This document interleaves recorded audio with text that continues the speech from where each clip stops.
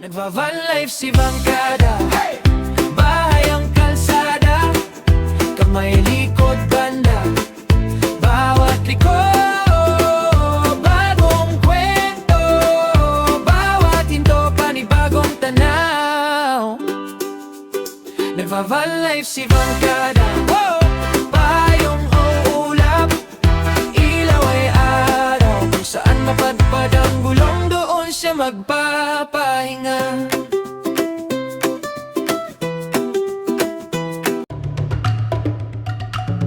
Hi mga kabangkada, kumusta kayo? Welcome sa another vlog ng ating van life. At ngayon ay papunta tayo sa Zambales at tayo magre-refill muna ng ating tubig dahil nung nagpunta tayo sa Tanay ay naubos yung ating water supply. Ito yung ating 12 volts na water pump. Yung ilalagay natin ngayon ay 4 na galon, which is 80 liters yan. So ang capacity ng ating water tank ay 250 liters. Ito yung positive at negative. Nakapokas. Ay, ito naririnig nyo. Ay, tumutunog siya. Pero patayin muna natin siya. Tapos ito, lagay natin dito sa ating tanke. Siya, lagay lang muna natin. Tapos sa ating bubuksan yung switch on. Ayan. Ihigupin na niya yung tubig natin. Lapit natin ng konti.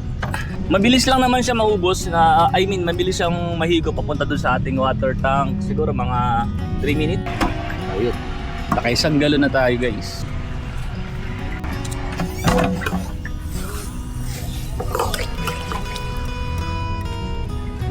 Usually hindi naman natin ito pinupuno yung ating water tank kasi masyado siyang mabigat. Pero buti na lang yung battery natin ay 2 na, kaya medyo pantay lang yung bigat niya dito sa kanan at sa kaliwa. Kaliwa at kanan pala. Baligtad. Tapos ito yung ating battery indicator kung full charge siya o hindi. Kanina may maghapon natin siyang chinards. Kaya yan, full charge na siya 100%. At pagkatapos nating i-refill yung tubig, tayo ay duty muna tayo dito sa ating Campers Hideout Cafe. Magiging barista muna tayo ngayon dahil kulang tayo ng staff. Ayan. Pero wala pang ganun tao. Kukunti pa lang kasi walang estudyante ngayon. So, yan, magbabarista tayo. Tuturuan ko yung gumawa ng ice americano, ang pinakamadali. Dahil nag-aaral pa naman tayo ng latte art. Nagpawisan ako doon ng init, tapos umuulan-ulan, umaambon-ambon. So, magbabarista tayo mga kabangkada. Sheesh!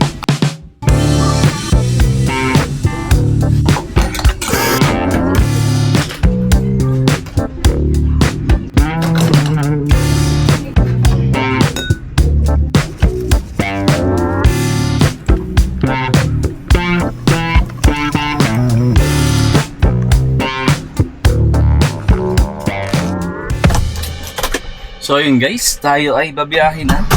Minake sure lang natin na sarado ng maayos yung campers. Na-check natin lahat yung mga kailangan na-check. Gagaya ng gasol, yung mga rep. Kailangan maisaksak at tanggalin sa saksak pala. Medyo nalilito ako. Yung napagod din tayo dun sa duty natin kanina. At yan, nagpapasalamat tayo kasi kahit paano bumabalik na yung mga customer natin dahil nung nagbakasyon nga ay medyo tumumal tayo ng konti. Pero good thing, makaka-survive tayo ng maayos. Nakabayad naman tayo sa bills at sobrang mahal ng kuryente natin. Alam niyo mga kabangkada, usually yung magiging biyahe natin ngayon bago tayo mag-Philippine Loop ay puro gabi yung pupunta tayo sa isang campsite. Dahil una, iniiwasan ko natin naman matraffic.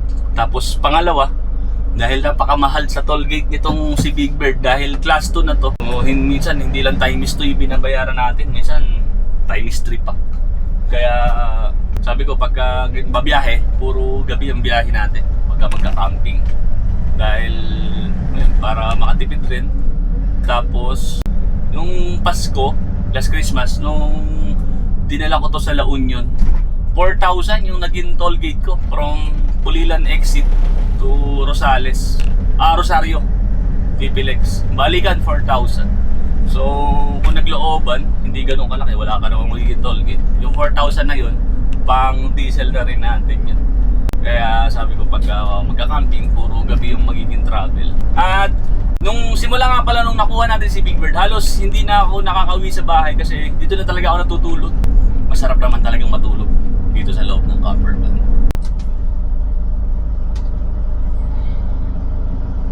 Yung lagay ng gas natin na yun, kailangan buksan mo tong pinto tapos saka mo siya mabubuksan. wala siyang lock.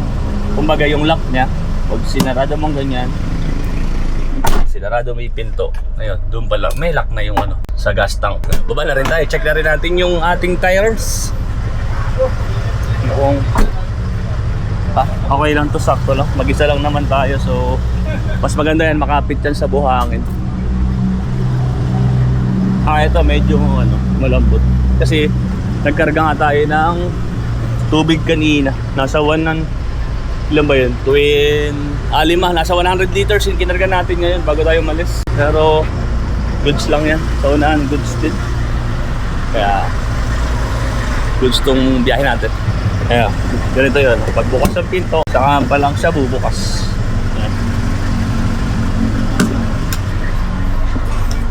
Kay Beo kasi mayroong kang pipindutin sa gilid, tapos bubukas yung lock ng gas tank. Dito hindi, yung pinto bubuksan mo. Kakarga tayo ng 3,000. Nasa may bag. Nakapagpakarga na tayo at Morong, Bataan or Zambales tayo ngayon. Bahala na, mamaya na kapag napag-desisyonan na natin. Actually meron ako ngayon na tinawagan na isang campsite sa may San Narciso. Kaya lang baka daw hindi kayanin ni Big Bird, lumabala ako. Gusto ko pa naman talagang puntahan yung campsite na yon dahil napuntahan na yun ang ating kaibigan na si John Pax. Yung tok-tok na kaya. Siyempre, medyo magaan naman yung ano ni John Pax. Ito kasi mabigat si Big Bird. Kaya sabi ko, tatry natin. Pero maganda kasi yung lugar na yun. Kung hindi naman, doon sa isang favorite spot natin sa Kabanggan yung pupuntahan natin. May mga nagtatanong nga pala mga kabarkada kung kailan tayo magti-Philippine Loop at yun, abangan nyo. I-announce naman natin yun kung kailan tayo magti-Philippine Loop.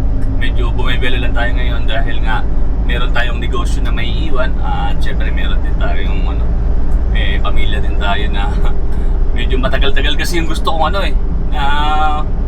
biyahe. Ayun, abangan nyo na lang guys yung i-announce sa atin kung wala tayo mag-Philippine Loop.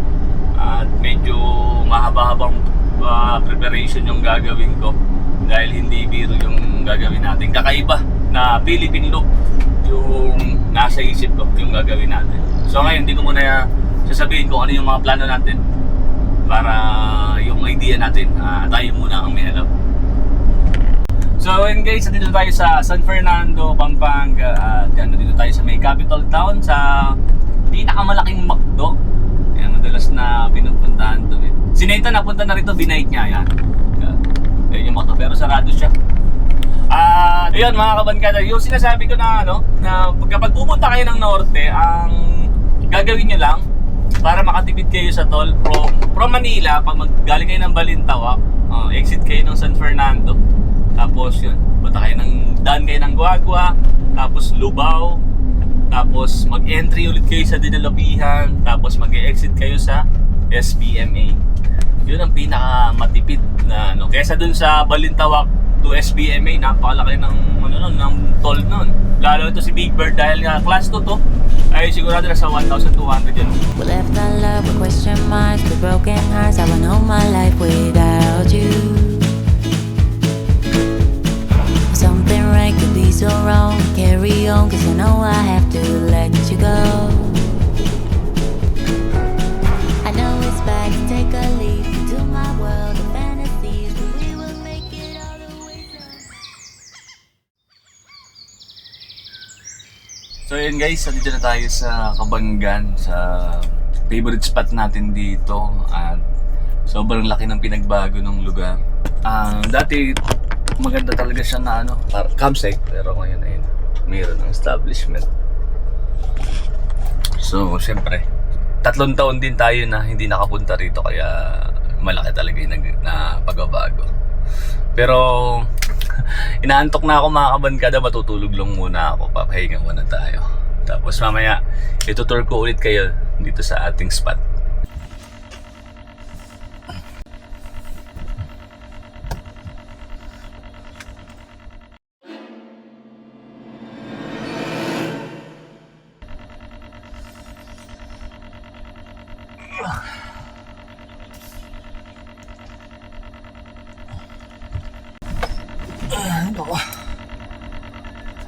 Good morning mga kapatid. Nakakatuwa oh. Yung isda na. Baba tayo, pakita ko sa inyo. Pagka sunrise dito, napakaganda. Sana maaraw mamaya. Baba tayo.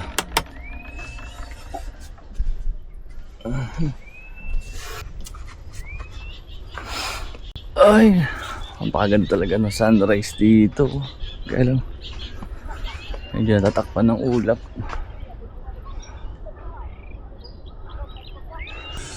Tara, luto muna tayo ng breakfast. So ayun guys, dahil sa pagmamadali natin, nakalimutan natin yung ating kaserola. Kaya alangan to eh. Yung isa, tingnan natin. Baka pwede na to. Pwede na nga to. Kaya lang napakalaki.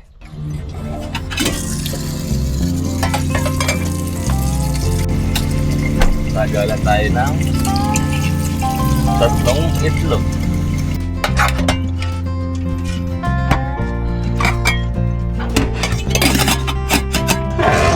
Laki ng ano.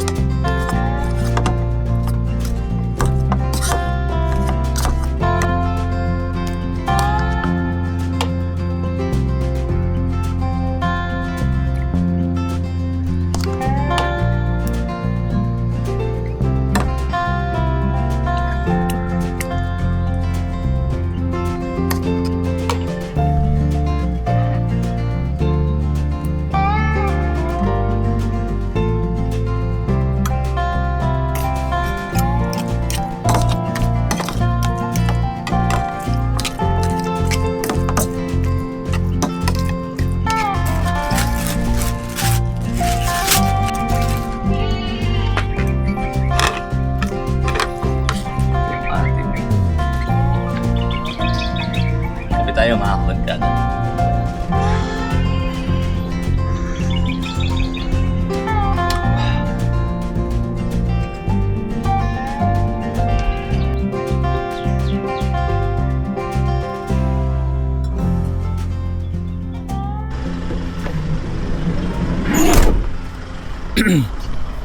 Yun mga kabangkada, nakatulog tayo ng mahigit 5 oras, kakagising lang natin. Ikot tayo, punta tayo dun sa may beach.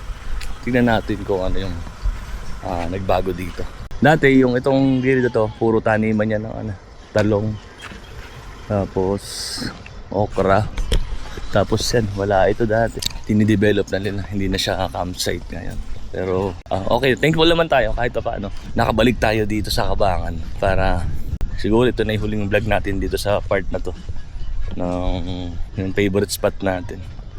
Dahil sa mga susunod na balik natin siguro, hindi na siya pang camping.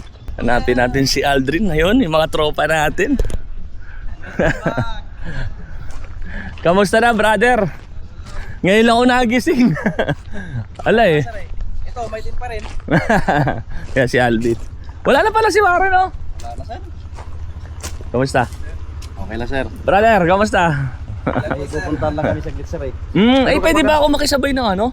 Oo sir. Ng gamot? Oo sir. Paracetamol? Oo sir.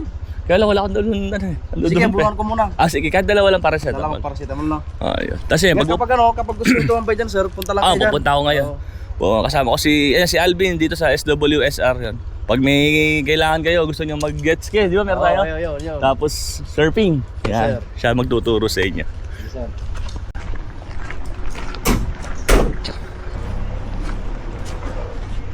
Ganun pa din naman. Wala naman gaano pinagbago. May mga rooms nila. Actually, pag hindi ka naman magka-camping, maganda pumunta rito. Dahil nga, ayan, meron sila ditong, may mga rooms. Tapos affordable din lang naman yung mga rooms sila dito. Tapos meron sila ritong resto. Ayan, may billiard. May restaurant. Ayan, pwede kayong order dito. Tapos ito, may CR dito. Tapos ayun yung dagat na malakas ang alon ngayon. Tapos ito, may pool. Pwede tayo maligo dito sa pool. Pag nag-camping kayo dito sa may parking area, may access na kayo dito sa pool. Ang lakas ng hangin pala. Itong part na yon, hindi ko alam kung ano ginagawa doon. Dati wala naman yan, parang tinatambakan nila. Or siguro, parang nagkakwari, kinukoy buhangin. Tara, lakad tayo sa tabing dagat. No? Pagka ganito kalakas ang alon, mahirap maligo. Nakakatakot maligo pag ganyan. Gara ng buhangin dito, parang charcoal, no? Pinong-pino. Alas 2 na ng hapon, tapos konting pahinga lang ulit. O kaya, maliligo muna tayo dito sa pool. Hi sir, good afternoon. Balik na tayo sa camp. At try nating mag-surf. Kaya lang, alis daw sila Alvin. Walang magtuturo sa atin. Mahirap na. Baka tayo ay malunod sa dagat. Ganda rito talaga. Pag nandun ka sa may ilog, tanaw na tanaw yung bundok. Pero plano ko, kung maliligo tayo dun, dito na lang tayo maligo sa ilog. Maalat din naman. Hindi pa maalon. Ay! Yaman lang. 3 lancha.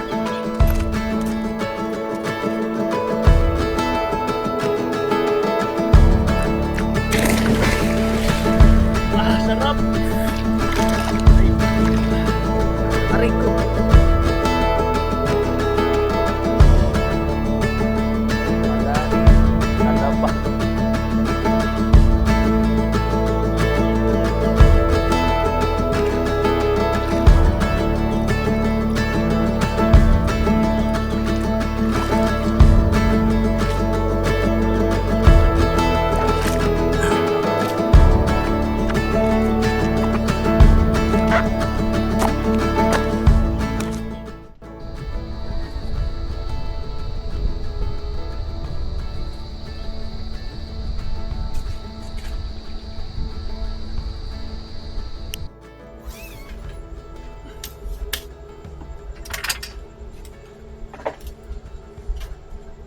So ayan guys, bali 7 PM na at tayo magluluto muna ng ating hapunan. Medyo nagtagal tayo dun sa malapit sa dagat. Hindi na rin tayo nag-video dun kasi kausap natin yung may-ari, yung foreigner. Tapos si Alvin, yung bayaw ng may-ari. Nagkakwentuhan kami about nga dun sa nangyaring dinevelop nila tong parking area. Nangihinayang ako kasi sobrang ganda nito dati.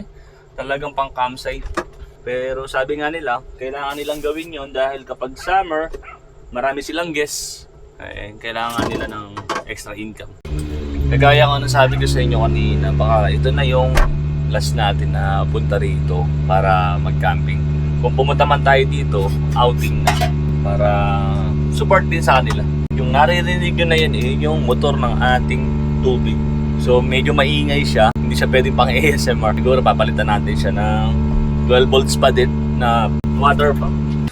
Luto tayo ngayon ng... Siyempre kailangan natin ng chicken. Bali itong chicken natin mga kabankada, leg part. Pero dinibone ko na siya kanina.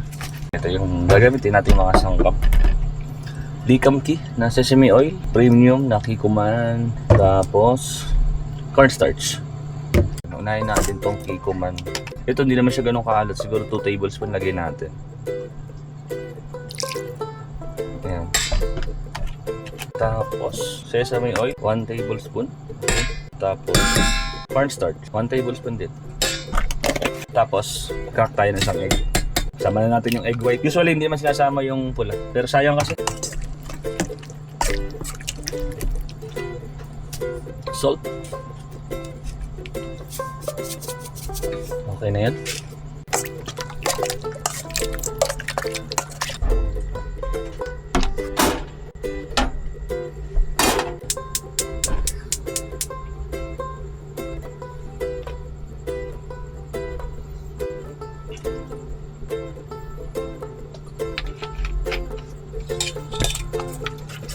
i-fry natin siya.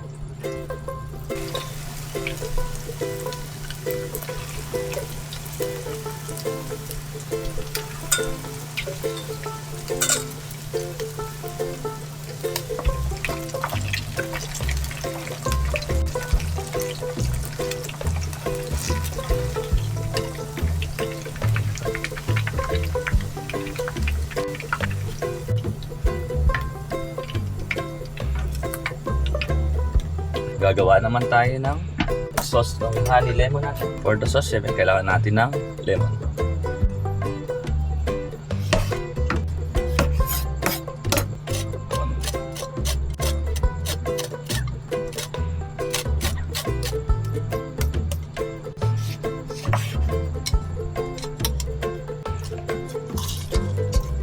Soy sauce. Honey. Siguro mga 3 tablespoon.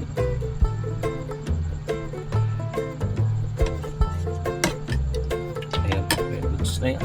Tapos konting-konting tubig lang po tapos. Lagyan lang natin ng konting cornstarch. Mga half tablespoon. Bawasan natin konti, baka lumapot ng soya. Okay na ganyan.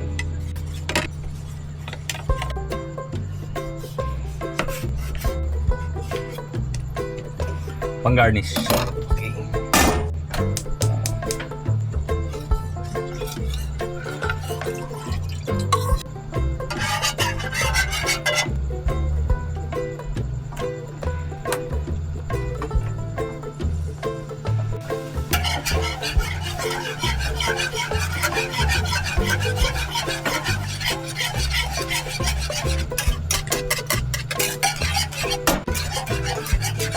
Okay rin ganyan dapat.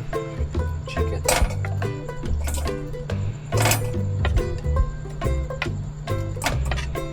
Okay natin ating sauce.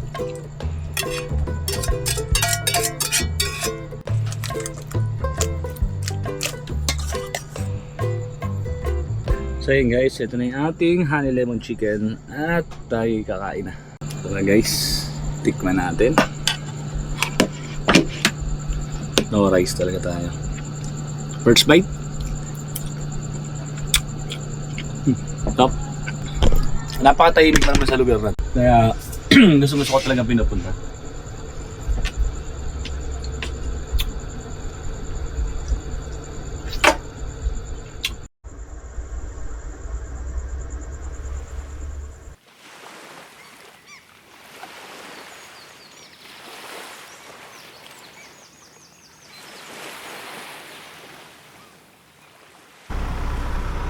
So ayan guys, pauwi na tayo.